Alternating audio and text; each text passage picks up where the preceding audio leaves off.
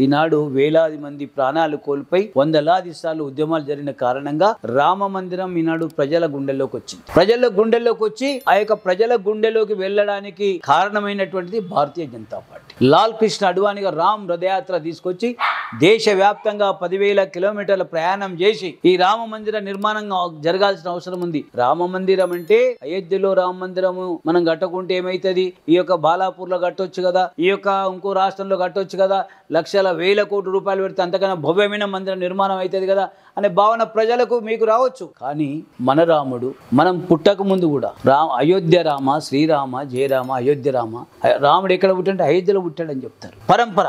కాబట్టి అలాంటిది రాముడు పుట్టిన స్థలంలో రామ జన్మభూమి, రాముడు పుట్టిన స్థలం కాబట్టి అక్కడ భవ్యమైన రాముని మందిరం రావాల్సిందే అని చెప్పి బీజేపీ 10,000 కిలోమీటర్ల ఉద్యమాలు గ్రామానికి ఈ నినాదాన్ని తీసుకుపోయి ఈనాడు ప్రజల్లో ఒక జాతీయ బోధ, ఒక దేశభక్తి, ఒక ఆత్మ గౌరవాన్ని నింపి భారతీయ జనతా పార్టీ తప్పకుండా బలోపేతమైన విషయంలో ఏ మాత్రం కూడా మేము వెనక గోతలేం సగర్వంగా చెప్పుకుంటా ఉన్నాం.